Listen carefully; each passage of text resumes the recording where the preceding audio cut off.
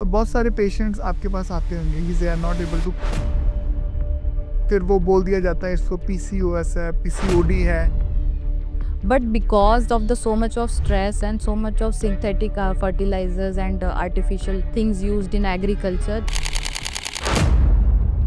infertility both male और female factors की वजह से होती है. Unmarried females are taking MTP pills. They are all on Google. Whenever they miss their periods and all, everybody is having relationships. Pharmacy जाओ, MTP kit लो, खुद ही खा लो. ऐसी such poor girls out of lack of knowledge, they are just suffering.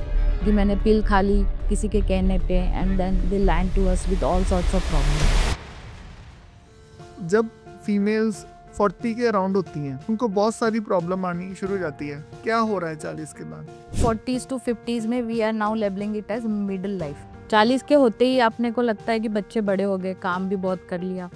I now need to rest, but that rest should not be physical, it should be mental. बहुत सारी ladies ना इस point पे ये भी कहती हैं कि यार सारा दिन तो इतना काम करती रहती हूँ, तो एक्सरसाइज तो हो ही गई, तो ये डेडिकेटेडली 1 आवर क्या जरूरी है? Welcome to the health hour guys. आज के जो हमारे स्पीकर हैं, शी इज़ डॉक्टर सोनाली। उन्होंने अपनी MD रेडियोलॉजी में करी हुई है and she has experience of more than 23 years. She is practicing in Amritsar. She is running her own center by the name of Navya Nijjar. And आज के जो podcast में हमने बहुत सारी बातें करी हैं अराउंड वुमेन हेल्थ। क्यों इनफर्टिलिटी हो रही है, क्या हमेशा फीमेल इज द कॉज और male is also the cause, right? PCOD क्या है, स्ट्रेस कैसे इफेक्ट कर रहा है, क्यों स्कैन्स कराने चाहिए, प्रेगनेंसी में कौन कौन से स्कैन्स होते हैं और क्या उनकी इंपॉर्टेंस है, राइट? 40 के बाद फीमेल में क्या चेंजेस आती हैं, क्या ऐसी चीजें फीमेल्स करें जिनके साथ वो बेटर लाइफ जी सकती हैं।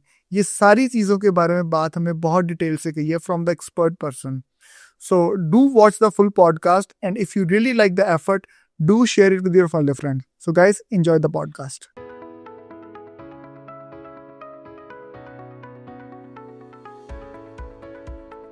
So welcome Dr. Sonali to the Health Hour.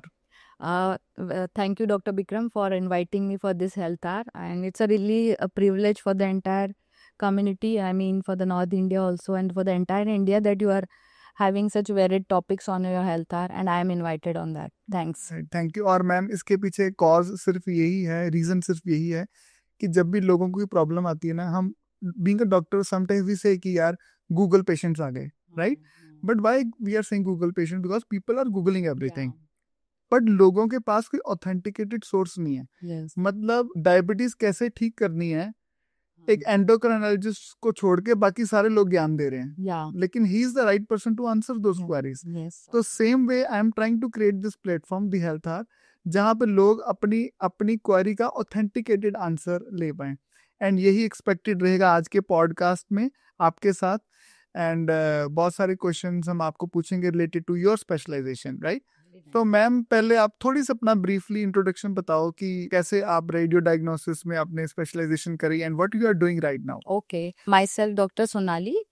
I belong to not to Amritsar but to my native place is Nagpur. I was born, brought up there. I am a gold medalist, MBBS, MD in radio diagnosis, and you all know radiology is a very highly coveted branch. Only पहले वही first hundreds को ही मिलती है. And then I had really worked hard, and I was a gold medalist, so I got into that field. I had really worked hard for 3-4 years in my graduation, post-graduation, and SRships. And then I am here in city, Golden City, my holy auspicious city, for last 23 years. यहाँ पे मैं practice कर रही हूँ since last 23 years. Almost have worked in all the leading centers, and now started with my brand Navya in the year 2007. And Okay. since then, Navya is synonymous with Dr. Sonali now. Yes Amritsar को पता है ना व्यागा, हाँ जी, that's so nice कि लोगों ने इतना प्यार दिया मुझे और मेरे ब्रांड को. राइट? मैम, आप डेली रूटीन में क्या करते हो वैसे? In your specialisation what you treat? Okay, in daily routine specialization, 90% of my patients are mainly ladies. Okay, Ladies, दो टाइप की लेडीज आएंगी मेरे पास, प्रेगनेंसी रिलेटेड अल्ट्रासाउंड्स और गायनेकोलॉजी रिलेटेड अल्ट्रासाउंड और मैमोग्राफी रिलेटेड अल्ट्रासाउंड्स. सो ये 3 मेजर कैटेगरीज की ladies मेरे पास आती है. ओके, तो ऑब्स्टेटिक्स में हमारे पास वेरियस स्कैन्स होते हैं, early pregnancy, later pregnancy, 3D 4D colour dopplers होते हैं। गायनेकोलॉजी में I deal with lot of fibroid mapping, cancers mapping, pap smears and etcetera. And sonomammographies आजकल आपको पता ही है, ब्रेस्ट के इतने प्रॉब्लम्स आती है, ladies are really scared whenever they have any issue, any minor issue, patient will first come to us rather than showing to a lady doctor. They just get their sonomammographies done. और मुझे लगता है ये बहुत अच्छी habit है कि लोगों ने आज अपने आप पर ख्याल रखना शुरू किया है, स्पेशली लेडीज ने। तो आपके पास ये डिफरेंट कैटेगरी के पेशेंट्स जो Yes, आते हैं, राइट? yes, तो स्टेप बाय स्टेप बात करते हैं। सबसे पहले हम बात करना चाहेंगे इनफर्टिलिटी के ऊपर, राइट? yes, yes. सो बहुत सारे पेशेंट्स आपके पास आते होंगे कि Yes, they are not able to conceive, Conceive, right? yeah, and फिर वो बोल दिया जाता है इसको पीसीओएस है, पीसीओडी है, yeah, कई बार बोलते हैं इसके यूट्रस में प्रॉब्लम है, ट्यूब्स बंद हैं, Yes. मतलब दीज आर मेनी थिंग्स जो आते yeah, हैं। yeah. तो स्टेप बाय स्टेप आप बताओ कि infertility is why infertility is happening these days, what are the causes for that? Infertility देखिए पहले भी थी और आज भी है, but because of the so much of stress and so much of synthetic fertilisers and artificial things used in agriculture, that problem has cause lot of hormonal issues. आजकल जो इश्यूज है वो ज़्यादा बढ़ गए हैं। इनफर्टिलिटी बोथ मेल और female factors की वजह से होती है, नॉट ऐसा तो नहीं है कि सिर्फ लेडीज की वजह से इनफर्टिलिटी हो। मेल फैक्टर्स होते हैं, कम सीमेन काउंट होना, वेरिकोसील होना, टेस्टिस का प्रॉपर डेवलपमेंट नहीं होना। लेडीज में होता है यूट्रस के प्रॉब्लम्स, ओवरीज के प्रॉब्लम्स, ट्यूबों का ब्लॉक होना, हार्मोनल प्रॉब्लम्स, थायराइड, एंड सबसे number 1 for male females is stress, कि मुझे बच्चा नहीं हो रहा। ये सोच सोच के कितने सारे नॉर्मल कपल इनफर्टाइल रह जाते हैं।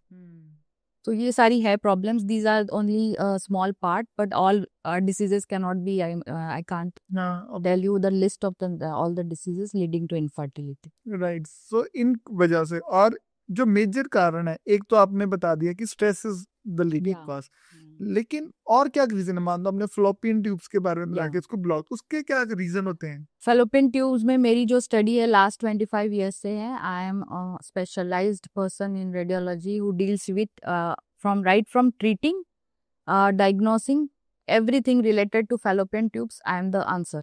Okay, So I am the authority, I must say, because I have worked a lot. मैंने करीब 2000-2500 लोगों को हमने फर्टाइल बनाया हुआ है, जिनकी ट्यूब्स हमने ओपन की है।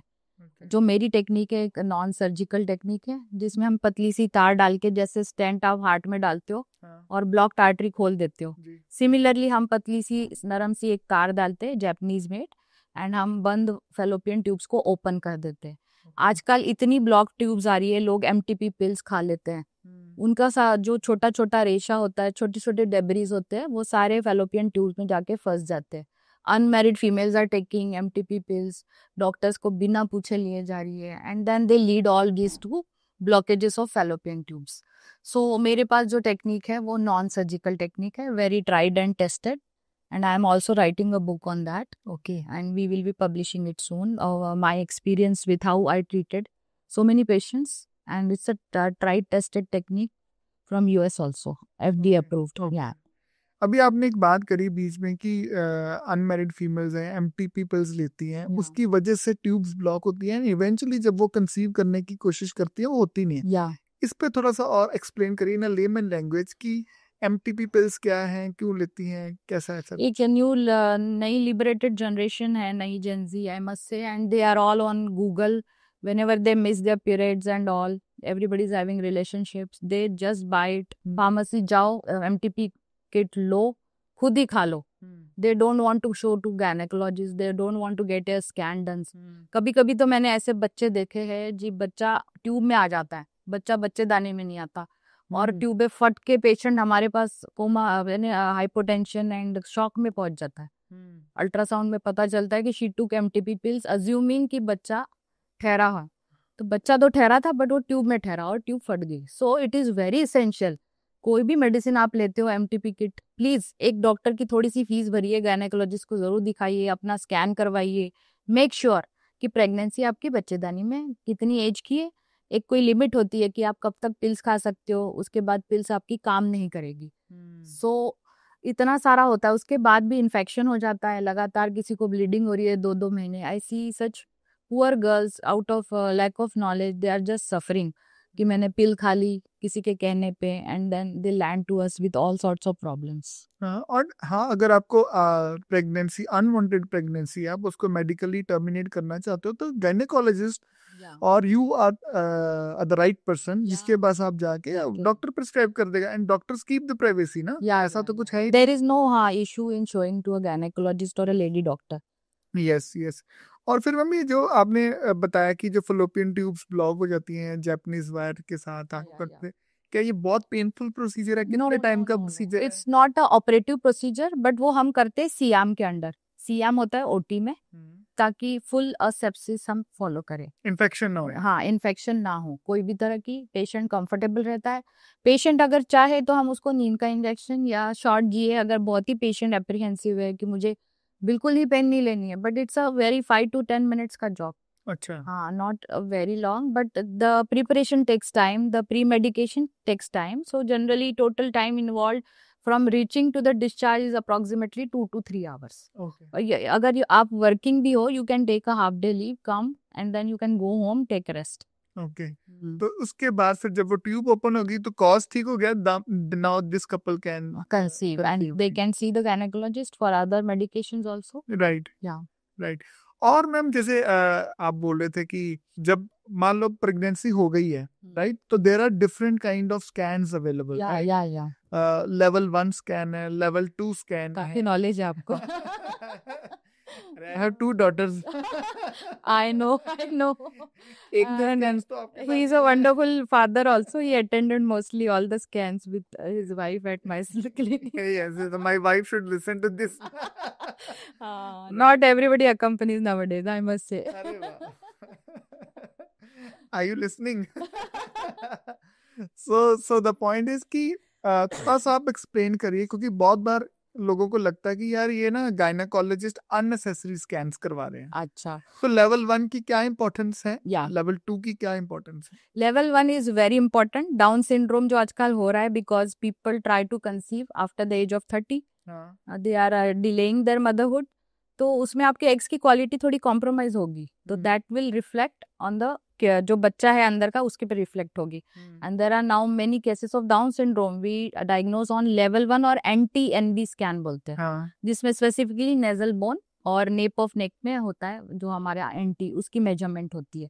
It is very important, and if it is missed 11 to 14 weeks में होता है, तो देयर आर चांसेस कि पेशेंट में develop later on into later में हैव अ डाउन बेबी. अच्छा, डाउन सिंड्रोम हो सकता है. और डाउन सिंड्रोम में आपको पता ही है, बच्चा मंद बुद्धि होता है, and it's a liability for parents.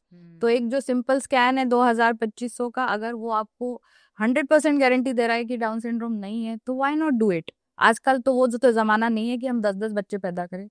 1-2 होते हैं, सोने जैसे होते हैं. तो everybody should undergo level 1 scan, that is NT-NB scan. तो बेसिकली वो डाउन सिंड्रोम के लिए होता है, एंड वहां पे फिर वो इसके अलावा वही बहुत सारे सिंड्रोम्स होते हैं, बट जनरली जब हम पेशेंट को एक्सप्लेन करते हैं तो डाउन एक बहुत सिग्निफिकेंट है. यस. ओके, तो उसके बाद वो जो कपल है वो डिसीजन ले सकता है. या क्या फ्रीक्वेंसी रहती है इसकी frequency excess in general population is very high, 50 to 60%. It depends on the age category. जैसे 20 to 30 के एज ब्रैकेट में it will be less, over 30 it will be more, over 35 again it will increase. Okay, so quite high chances. Higher the age of mother जितनी बड़ी होगी, chance उतना होगा कि बच्चे को डाउन हो. और इस पे फीमेल फैक्टर ही है. यस, फीमेल का age is the end. Level 1 पे आपको पता चल सकता है, you can avoid the complication, right? Make sense.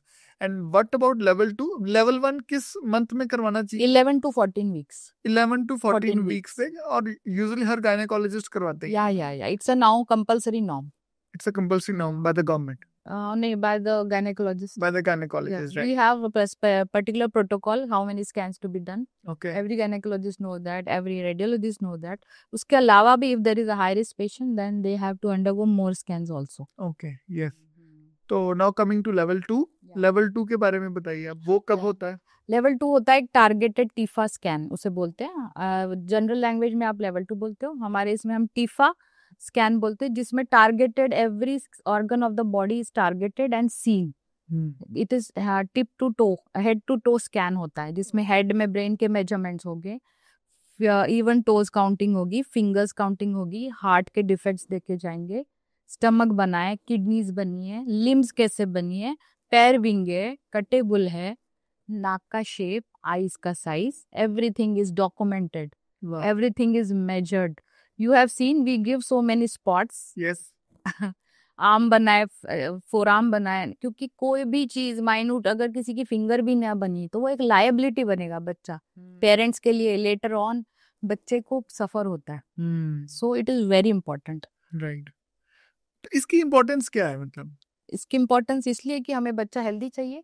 एक 5 मंथ तक बच्चे के सारे ऑर्गन बन जाएंगे, सारे सिस्टम्स बन जाएंगे. ओके. तो this is the ideal time जब हम बच्चे को पूरी तरह से अच्छे से देखेंगे. और एमटीपी की लिमिट है 24 वीक्स. उसके बाद हम इंडिया में एमटीपी परमिटेड नहीं है, abortion.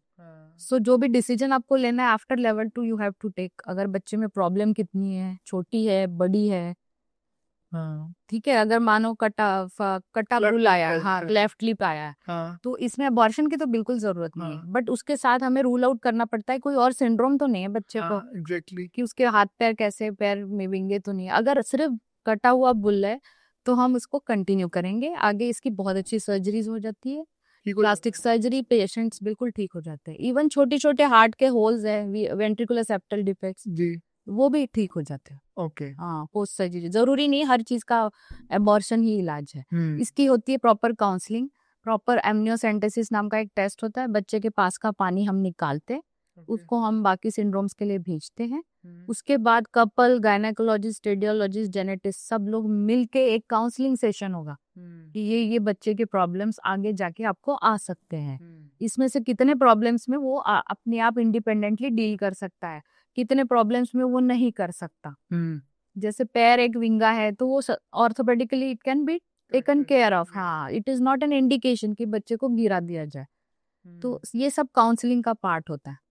So nowadays only not कि मैंने स्कैन कर दिया मेरा काम खत्म है. You have to deal, talk to the patient, talk to the father, talk to the mother, their relatives, explain them, talk to the gynecologist also, explain them the situation entirely कि what is this, how can we proceed. कोई test और करवाना है, अपने एमनियो करवाना है या biopsy लेनी है, तो आप ये सब आगे बढ़ सकते हो. तो लेवल 2 तो समझ लो कि सारा उसका चेक हो गया.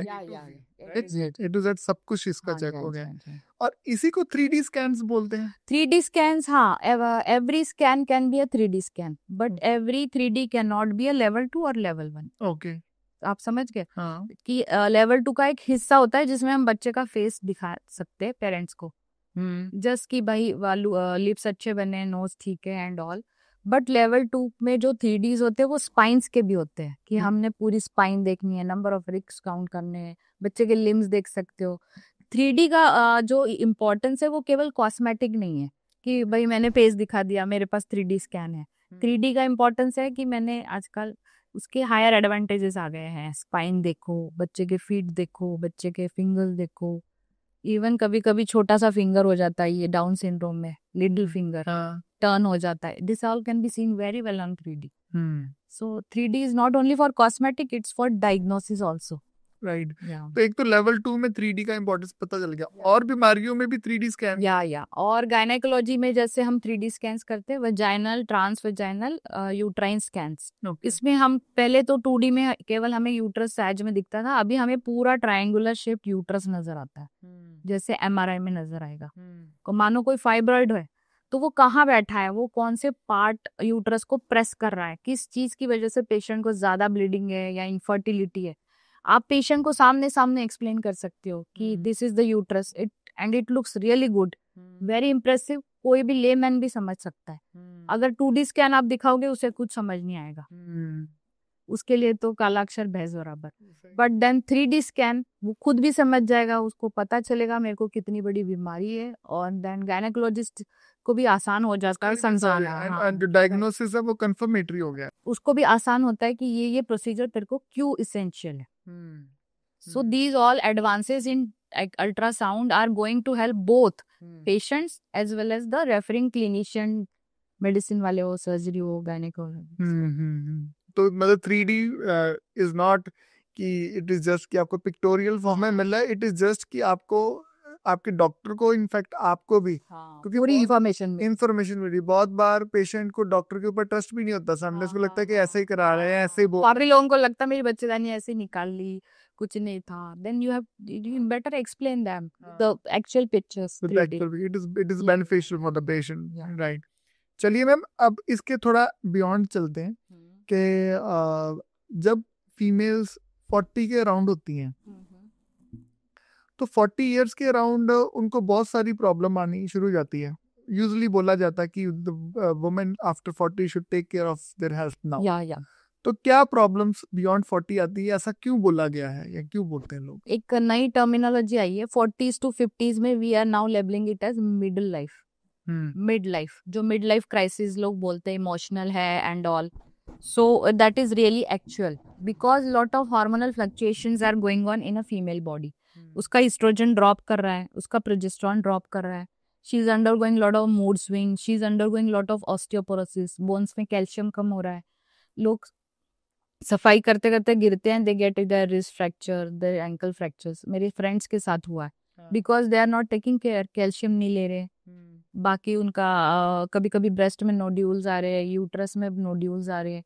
सो इतने सारे प्रॉब्लम्स आपको मिड लाइफ में आ रहे हैं। सो 40s और 50s वाला जो लाइफ स्पैन है ना, that needs a lot of surveillance, screening as well as modification in lifestyle.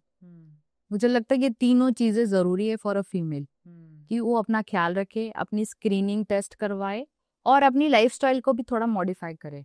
जो आप 20s में जितने एक्टिव हो, without exercise, without any dietary restriction, same type of lifestyle cannot be taken over in 40s and 50s. You need a very dedicated approach. Right. तो 40s में आपने बोला कि screening word you use, Yeah, मतलब कि yeah. हमें पहले ही पता चल जाए Yeah, कि व्हाट इज हैपनिंग, right. क्या हो रहा है 40 के बाद। 40 के बाद मोस्टली देखिए फॉरेन कंट्रीज, वेस्टर्न में तो हमें मैमोग्राफी कंपलसरी होती है।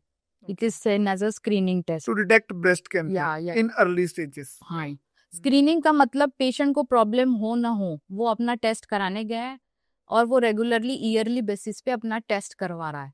क्यों करवा रहा है? कि अगर हमें कोई कैंसर है और वो हमें पहले पता चलता है, before the symptom, nodule feel होने से पहले भी अगर वो हमारे अल्ट्रासाउंड में आ रहा है, एक्सरे में आ रहा है, तो that is the success of screening.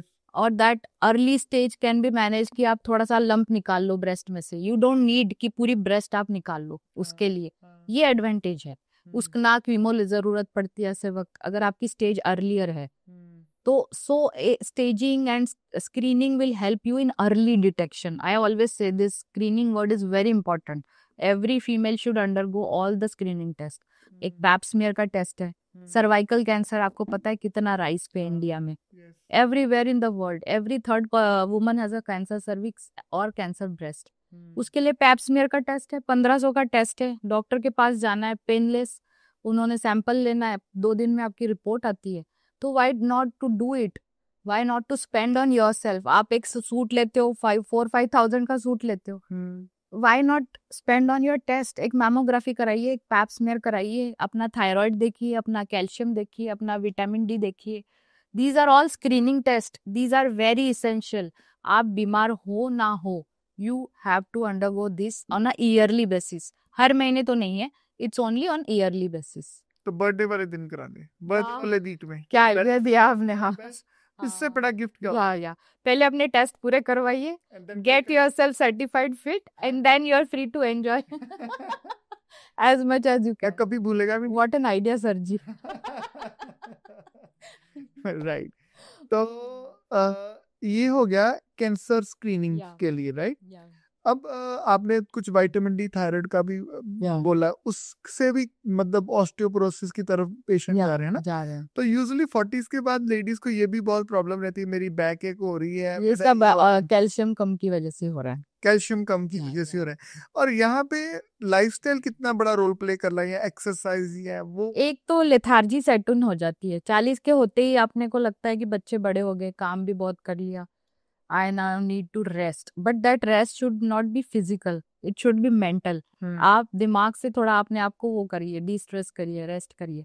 But physical activity you need to increase, you need to increase your step count बढ़ाइए, वॉक कीजिए, आप योगा कीजिए, और आपको वेट लिफ्टिंग भी बहुत जरूरी है। हाँ मेल्स या फीमेल्स को लगता है कि बॉडी आपकी मैनली हो जाएगी, आप ऐसे हो जाओगे, आप बल्की हो जाओगे, बट अगर आप नहीं करोगे तो you will lose your bone के ऊपर मसल रहते हैं, you will lose all your muscle. आपको जो लग रहा है मैं लीन हो रही हूँ, you are just wasting your bones and muscles. आप लीन वैसे नहीं होते हो। अगर आपके पास मसल है, द लॉन्ग टाइम में आपके बोन्स हेल्दी रहेंगे, यू वोंट गेट फ्रैक्चर्स। कितने लेडीज पेशेंट में देखती हूँ बाथरूम में गिर गई, पेल्विक फ्रैक्चर हो गया।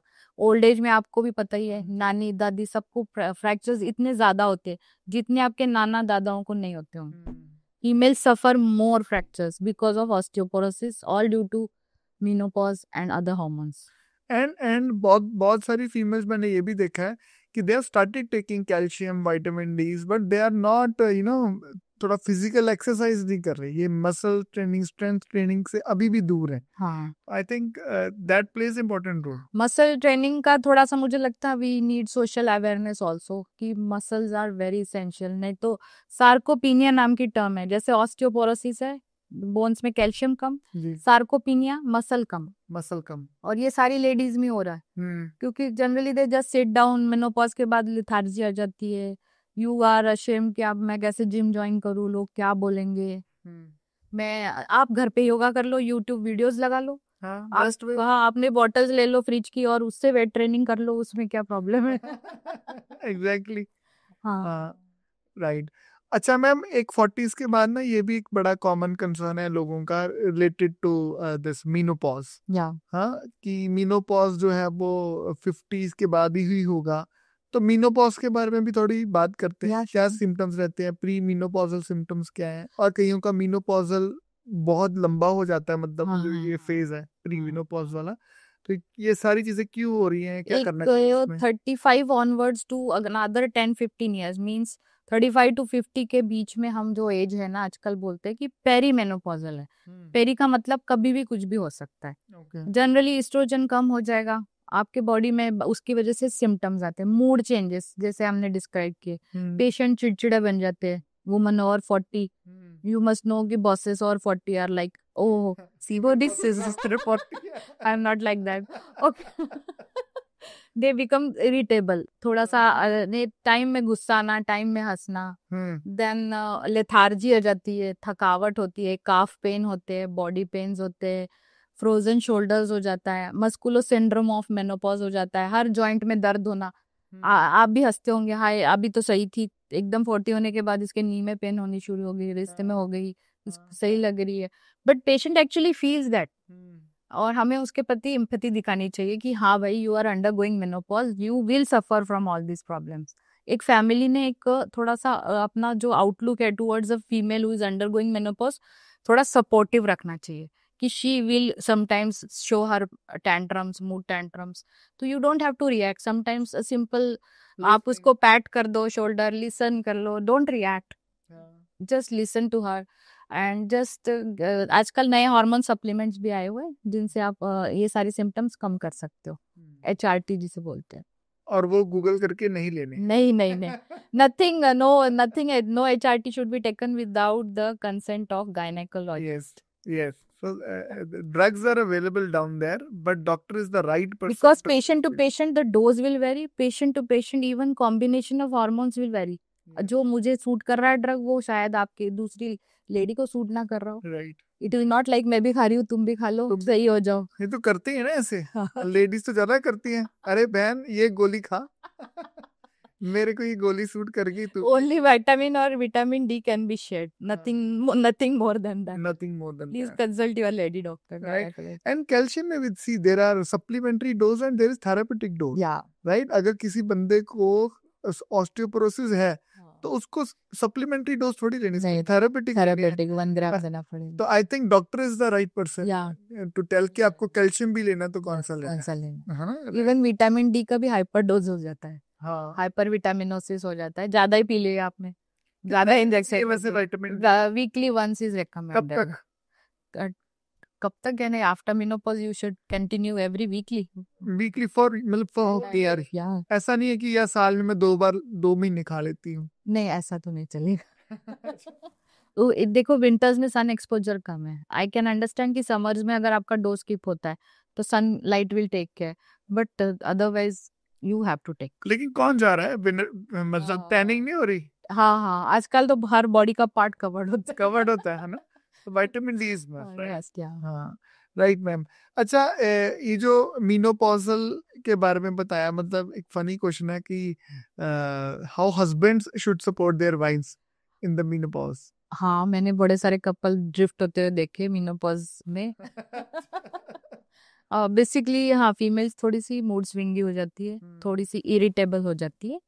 Not only husband, the entire family. बच्चों ने भी सपोर्ट करना चाहिए कि mother is under going a total transition in her hormones. It is not easy.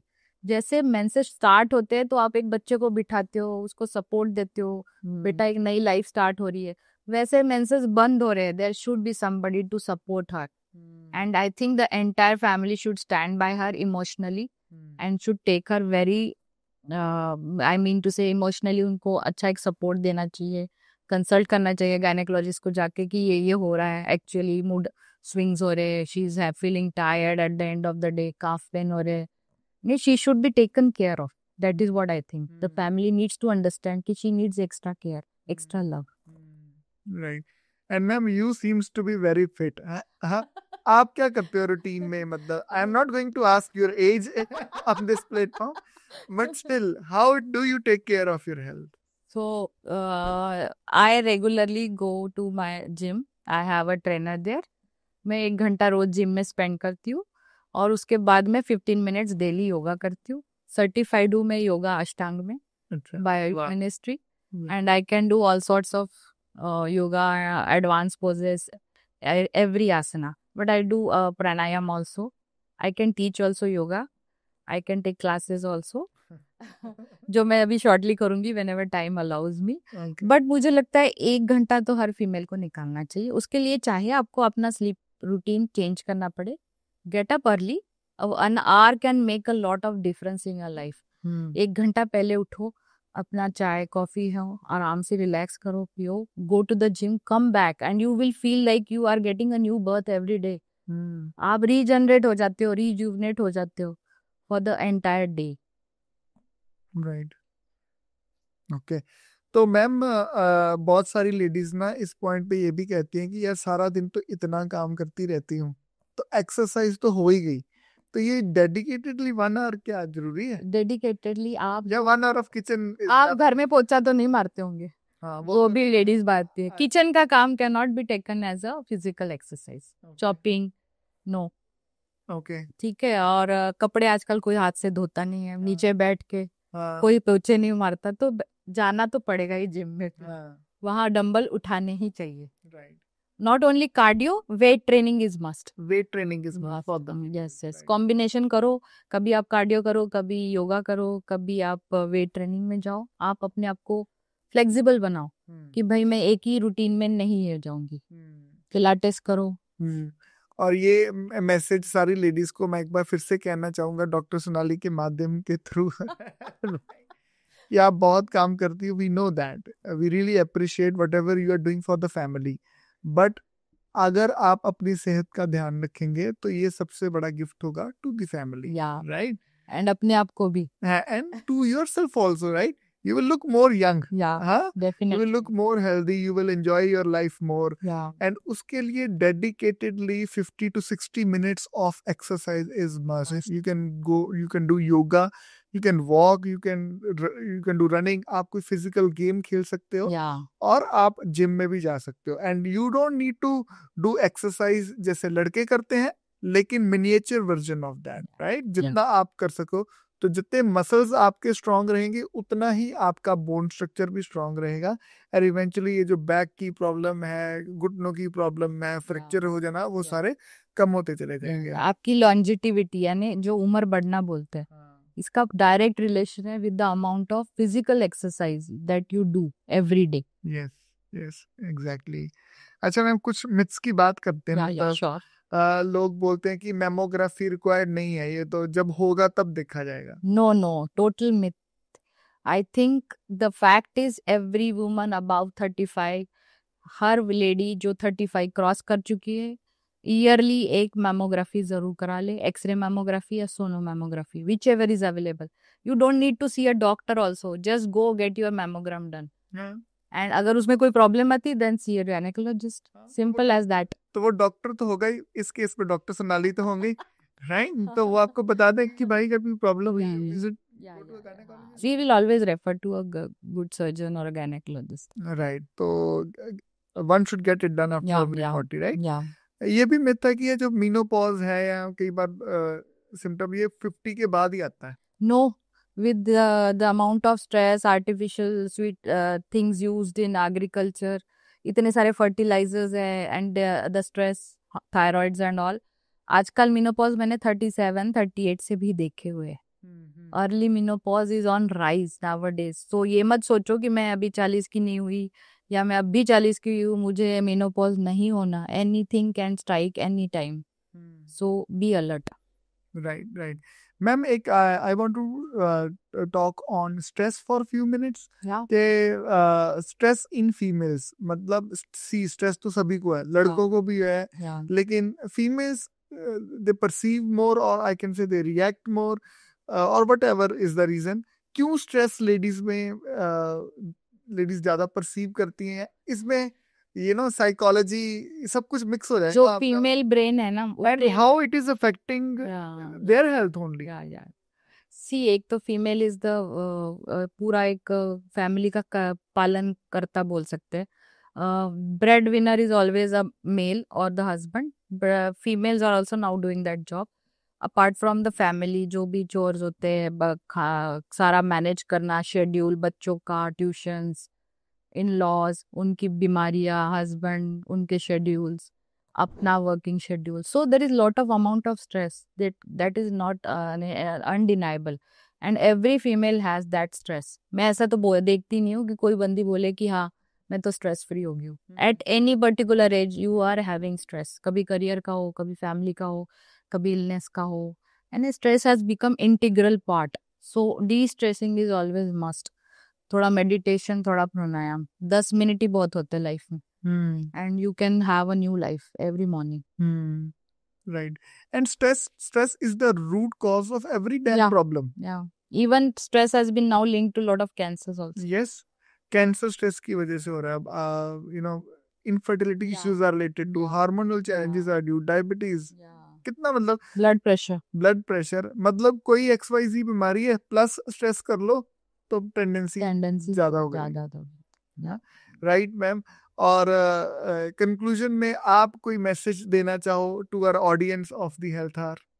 So women, you are equally important. Don't neglect yourself. Get your screening test done if you are above 35-40. If you are below 30-45, please get into your self-care routine. Go to the exercises at least 5 times a week. Get a good diet. Please don't starve yourself for the 13 tiny waist. They are nowadays not in. Strong is in, lean is not in. And then आप अपना पूरा ख्याल रखिए. You are the पालन करता of family. तो आपको अपने आप को अगर फिट नहीं रखोगे तो आप फैमिली को क्या देखोगे आगे? Right. So thank you so much Dr. Sonali for coming to the show. And audience को मैं ये बताना चाहूँगा कि Dr. Sonali is available at Nave Nijjar Center, पुतली घर में है. क्या रहता है टाइमिंग्स में आप? I am there from 10 to 6. 10 to 6. And mostly जितनी भी हमने आज स्क्रीनिंग की बातें करी हैं, स्कैन्स की बातें करी हैं, everything is available there. They have a very good service. I am one of the patient. Live testimony. Live testimonial. The very second baby के time पे we got all the scans done from Dr. Sonali. And the reports were accurate, and especially the center was amazing, right? Thank you so much. So, guys, if you really like this show, do subscribe to this channel and share it with your families, with the women who जिन्ना दा तुसी ध्यान रखदे हो, right? And let's spread the awareness. I really appreciate Dr. Bikram. In spite of being so busy, he's an entrepreneur, he's a renowned dentist, and he's handling so much of work. He's a renowned BNI member, proud of the city, and still he manages so much of time to see what is good in people, invite them, and let the general population know what amazing work he does. Hats off. Thank you so much. It is something like giving back to the community. Very nice. Thank you so much, ma'am. Thank you for coming on the show. My pleasure. Sat Shri Akal. Jai Shri Krishna.